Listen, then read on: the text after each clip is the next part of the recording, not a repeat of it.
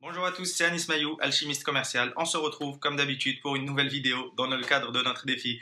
Une vidéo par jour pendant le Covid-19 pour aider les professionnels du conseil à remplir leur pipeline avec des opportunités qualifiées sur la durée, à raccourcir leur cycle de vente et enfin à augmenter le panier moyen de leurs prestations et de leurs services. Aujourd'hui, on va parler d'un sujet qui va intéresser grandement toute la planète, LinkedIn, et j'ai nommé comment prospecter efficacement sur LinkedIn. Et oui, il y a beaucoup de gens qui essayent de prospecter sur LinkedIn et moi-même, je le fais au quotidien selon les périodes, etc., selon les stages de mon business. Des fois, j'en ai moins besoin, des fois, j'en ai plus besoin. Bref. Et je vois malheureusement beaucoup d'erreurs que font la plupart des gens, par lesquelles je suis passé évidemment, que j'ai faites au début. Et donc, aujourd'hui, on va voir quelques éléments clés pour mettre en place une véritable stratégie de prospection qui soit efficace et qui vous demande le moins d'efforts possible pour le maximum de résultats. Parce que moi, à la fin de la journée, je suis un entrepreneur et ce qui m'intéresse, c'est d'avoir des effets de levier. Donc voilà, le premier élément à mettre en place dans une stratégie de prospection, comme d'habitude, il y a des fondamentaux, il y a des bases dont peu de gens parlent malheureusement, mais en fait on s'en fout de s'il faut utiliser Sales Navigator, s'il faut utiliser tel outil d'automation, s'il faut utiliser tel outil d'automation, s'il faut utiliser des bots, pas utiliser des bots. Bref, c'est pas ça qui compte. À la fin de la journée, le plus important, il y a 80%, c'est comme un iceberg, 80% qui se situe en dessous du niveau de l'eau qu'on ne veut pas et c'est notre stratégie. Qu'est-ce que je veux dire par stratégie? C'est de savoir de manière chirurgicale à qui on veut s'adresser, quelle est notre proposition de valeur, quelles sont leurs situations actuelles, leurs situations désirées. Je répète très souvent la même chose, mais c'est des fondamentaux, c'est les basés. Et comme le disait Jim Rohn, le succès repose davantage sur l'exécution d'une demi-douzaine de fondamentaux plutôt que sur l'apprentissage de nouvelles habiletés. Je me répète, le succès repose davantage sur l'exécution d'une demi-douzaine de fondamentaux plutôt que sur l'apprentissage de nouvelles habiletés. Et dans le cadre de la prospection, notamment, il y a trois choses importantes à mettre en place.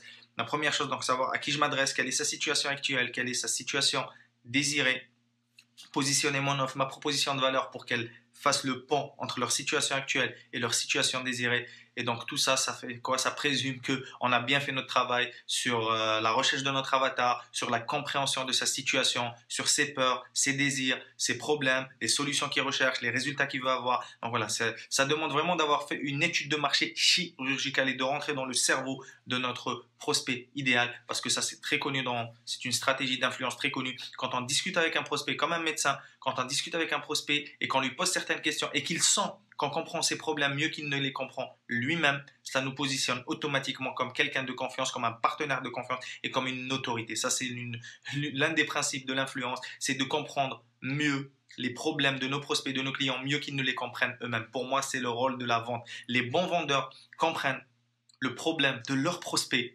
mieux qu'ils ne le comprennent eux-mêmes, comme le fait le médecin.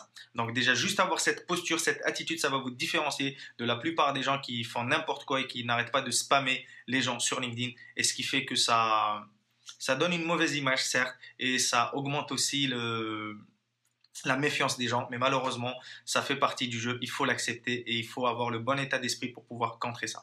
Donc, entrons dans le vif du sujet. Donc, pour moi, il y a trois piliers, il y a trois étapes très importantes quand on travaille avec tous nos clients dans nos programmes d'accompagnement. Il y a trois piliers très importants.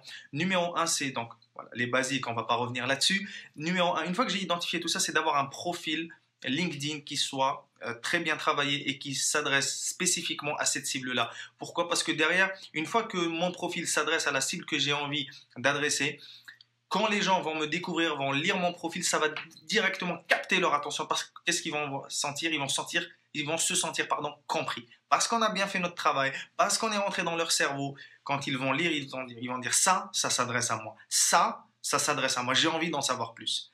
Donc la première étape, c'est d'avoir un profil LinkedIn bien travaillé. Et si j'ai déjà fait une vidéo à ce sujet, vous pouvez la retrouver sur mon profil LinkedIn. Et si vous n'arrivez pas à la retrouver, vous pouvez m'envoyer un petit message privé. Je vous taguerai sur la ressource que vous pourrez déguster, on va dire. Donc voilà, c'est les étapes pour développer un bon profil LinkedIn. Une fois que j'ai un bon profil LinkedIn, il faut que je mette en place une vraie stratégie de prospection active. Qu'est-ce que ça veut dire une stratégie de prospection active? C'est que, par exemple, je peux utiliser LinkedIn, la version gratuite pour chercher les prospects qui m'intéressent, ou sinon si on veut faire un travail un peu plus professionnel, un peu plus léché, un peu plus travaillé, un peu plus chirurgical, c'est qu'on va utiliser Sales Navigator. Donc vous devez connaître, c'est la version premium de LinkedIn. Donc vous voyez juste en dessous, au-dessus là sur LinkedIn, vous pouvez activez votre essai gratuit si vous l'avez jamais testé. Vous avez 30 jours offerts. Et sinon, après, je crois que ça coûte quelque chose comme 75 € par mois et 62 € si vous mettez votre numéro de TVA. Donc voilà, pour les détails financiers. Et donc une fois qu'on va rentrer sur Sales Navigator, donc voilà, Sales Navigator va nous permettre d'avoir des critères beaucoup plus précis pour affiner notre recherche.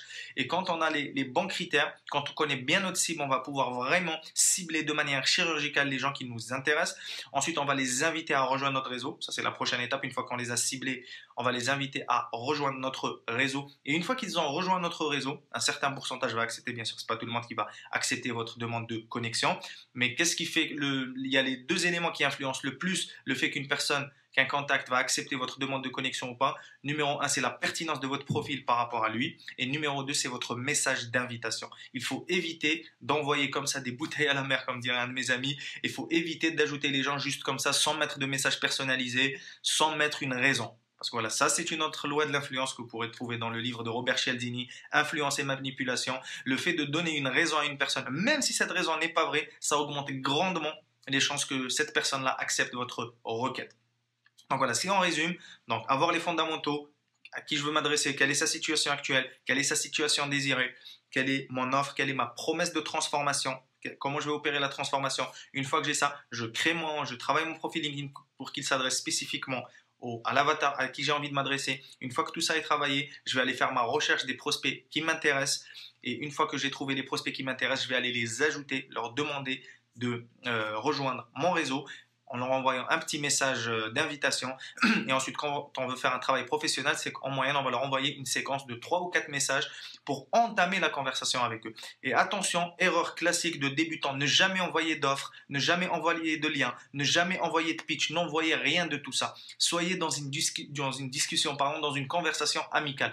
Reprenez vous-même dans votre vie de tous les jours. Imaginez que là, vous baladez au supermarché, vous êtes dans un événement réseau, la personne, elle vous dit à peine bonjour. Voilà, moi j'aide les consultants à obtenir des rendez-vous qualifiés. Est-ce que tu veux en savoir plus? Ouais. Même si votre problème, vous voulez savoir comment obtenir des rendez-vous qualifiés, mais vu qu'il vous a attaqué entre guillemets d'une manière trop agressive, vous allez tout de suite être sur la défensive, pardon. C'est un mécanisme humain. C'est la même chose lorsqu'on va aborder une fille, par exemple, pour nous les hommes, dans la rue et que direct au bout de 30 secondes, on lui demande son numéro de téléphone, il y a de fortes chances qu'elle parte, qu'elle nous dise non, etc. Par contre, si on entame la conversation, on la fait rire un peu, on discute, on trouve des points communs, etc. Là, il y a plus de chances, c'est plus probable qu'elle nous donne son numéro de téléphone. Ben, c'est la même chose quand on est dans une démarche de prospection. Donc, on envoie un premier message d'invitation, juste pour les inviter à rejoindre notre réseau. Ensuite, on attend un peu, on leur envoie un deuxième message que j'appelle moi le message de connexion. On va commencer à connecter avec la personne. Est-ce qu'on a des points en commun? Est-ce on a été dans le même lycée? Est-ce qu'on pratique la même activité? On pourrait partager peut-être sur nos pratiques. Donc voilà, commencer à tisser des liens.